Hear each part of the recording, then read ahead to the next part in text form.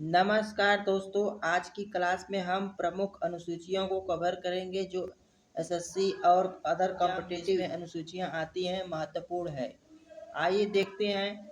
तो भारतीय संविधान के मूल संविधान में कितनी अनुसूचियां थी? तो 8 अनुसूचियों का उल्लेख था, लेकिन वर्तमान में 12 अनुसूचियां हैं। तो वर्तमान में कितनी अनुसूची है? 12 अनुसूची है। आइए देखते हैं। प्रथम अनुसूची। पहली अनुसूची में संघ और उसके राज्य क्षेत्र का वर्णन है। दूसरी अनुसूची में विभिन्न संवैधानिक पदाधिकारियों का वेतन है। तीसरी अनुसूची में पदाधिकारियों को शपथ है, शपथ दिलाया जाता है। तीसरी अनुसूची में वर्णन है। अगली अनुसूची है चौथी अनुसूचियां। चौथी अनुसूची में राज्यसभा की सीटों का बंटवारा का उल्लेख किया गया है। पांचवी अनुसूची में एससी और एसटी अनुसूचित जनजाति और अनुसूचित जाति के प्रशासन व प्रबंधन का उल्लेख पांचवी अनुसूची में दिया गया है।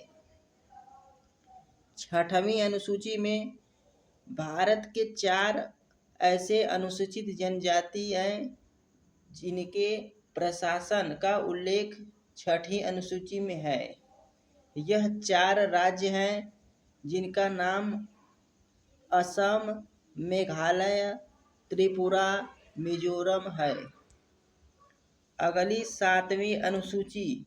7वीं अनुसूची में केंद्र और राज्य के बीच शक्तियों का बंटवारा का उल्लेख 7वीं अनुसूची में दिया गया है। 7वीं अनुसूची के तहत 3 अनुसूचियां बनाई गई हैं, वर्तमान में भी हैं। पहला है संघ सूची, राज्य सूची, समवर्ती सूची। संघ सूची, राज्य सूची, समवर्ती सूची 7वीं अनुसूची में है। अगला है 8वीं अनुसूची। 8वीं अनुसूची के तहत भाषाओं का उल्लेख किया गया है। मूल संविधान में 14 भाषा थी। तो मूल संविधान में 14 भाषा थी। वर्तमान में 22 भाषाओं को संवैधानिक दर्जा प्राप्त है। अगली है 9वीं अनुसूची।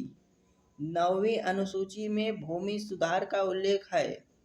तो 9वीं अनुसूची में भूमि सुधार। 10वीं अनुसूची में दल बदल से संबंधित है। दल बदल जैसे 9वीं अनुसूची में कि चुनाव हो जाता है तो कोई पार्टी चेंज कर लेता है, यह दल बदल में है इसका वर्णन। अगली अनुसूची 11वीं अनुसूची जो पंचायत राज्य का उल्लेख है।